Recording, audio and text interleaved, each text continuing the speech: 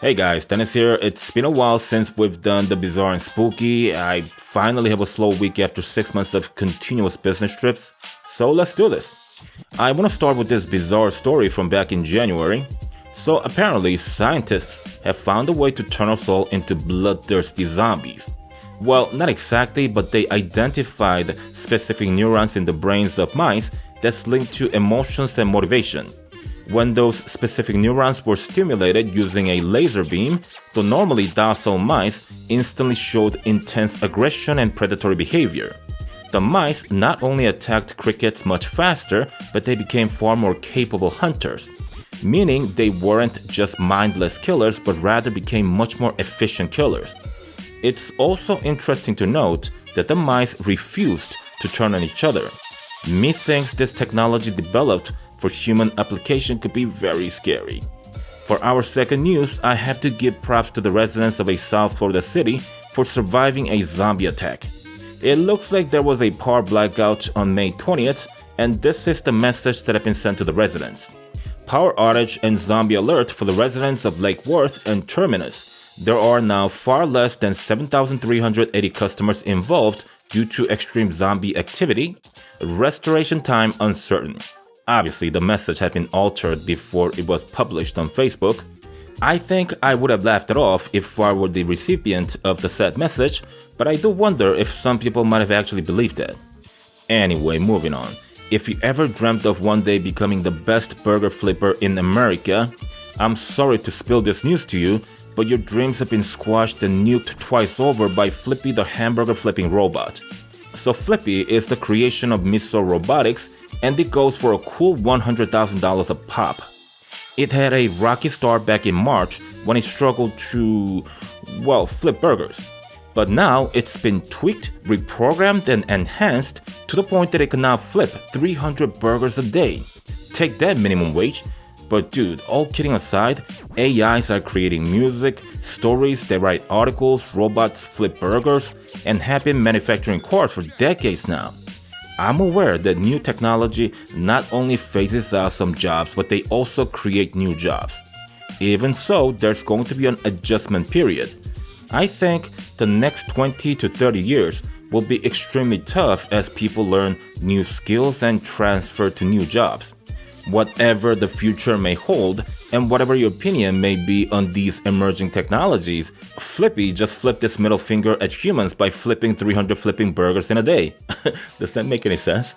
Okay, this news makes me feel better about quitting my previous job as a sushi chef. Yeah, there's a sushi making robot too.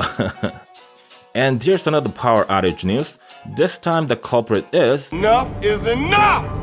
I have HADIT with these mother-loving snakes and this mother-loving plane. So, as it turns out, a snake had entered a substation and tripped the breakers. That resulted in 4,200 residents of Knoxville to lose power, and hundreds of teens went without Pornhub for an entire day. Yeah, the last part I made up. Okay, let's talk about Japan. So, it looks like the Japanese people are giving Buddhist funeral for robot dogs. Let me explain. Sony's Aibo robot was kind of a big news when it was released back in the year 2000. Aibo wasn't simply a pre-programmed robot. It could actually learn and adapt to a degree. It had a wide range of movements and mimicked its real-life counterpart fairly well for something that was created nearly 2 decades ago. Sony sold in total of 150,000 Aibos. So for something that cost $3,000 in today's money to purchase, it did really well in the market. Many of the Aibo owners became deeply attached to their robots, and if you think about it, it's not so hard to understand. I mean, we all get attached to things. Cars, houses, hats, pens. I add a pen there because I've got this pen that I used back in elementary school. It doesn't work anymore, but I can't get rid of it because I'm emotionally attached to it. Just give yourself a minute and think about it. We all have that something that we don't want to get rid of regardless of its functionality today. Then it goes without saying, some percentage of Aibo owners were bound to get deeply attached to their robotic pets. But yeah, the reason why the funerals for the Aibos take place is due to the showing of respect before disassembling the broken down Aibos to repair the eyeballs that still can be repaired with functioning parts. The shortage of parts is there because Sony has officially stopped supporting eyeballs back in 2014. So today, the only way to keep the eyeballs running is to salvage parts from completely broken down eyeballs. Thus was born a repair shop founded by a former Sony employee. Business was good as customers came in with requests to heal aching joints, as they called it.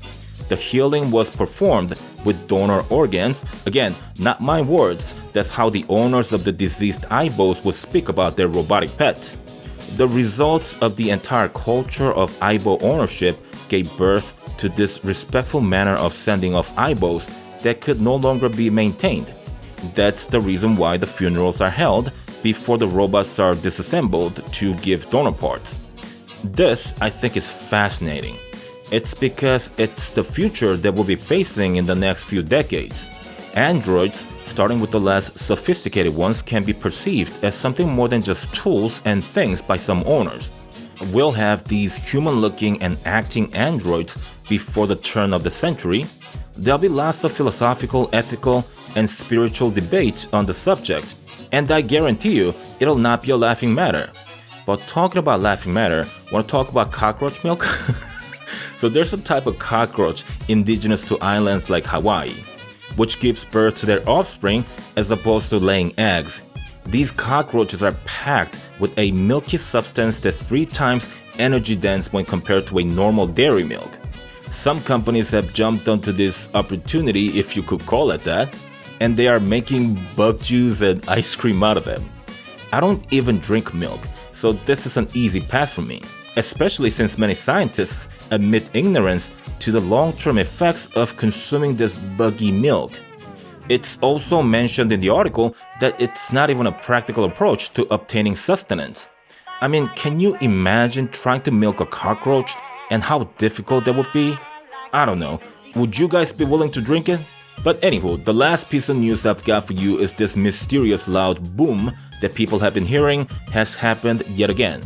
This particular case occurred in northeastern Pennsylvania, and the sound of the explosion was heard in multiple counties. A resident interviewed by ABC described the event as the ground shifting, almost shaking, the buildings are shaking, ceiling tiles are moving, and windows are rattling. That is, in essence, what all the witnesses were describing of the event, and in this case, we are talking about hundreds of families that can back up the story. Some people had mentioned that they saw a flash of light before they heard the sound, which it could possibly point to an asteroid going off mid-flight. It wouldn't be the first time that has happened, as you know, but by no means I'm saying that all the cases of the mysterious booms can be attributed to the asteroids. Certainly not. It's an odd phenomenon. Some people perceive the sound as something coming from underground, the Earth itself, but then you also have folks who think the sound originates from the sky. I don't think anyone's come up with a reasonable explanation for this. That's not to say they never will, but it's a mystery for the time being. That's all for this video, and I do apologize for uploading it so late. This was actually supposed to be published on the 6th, but unfortunately I had a family medical emergency.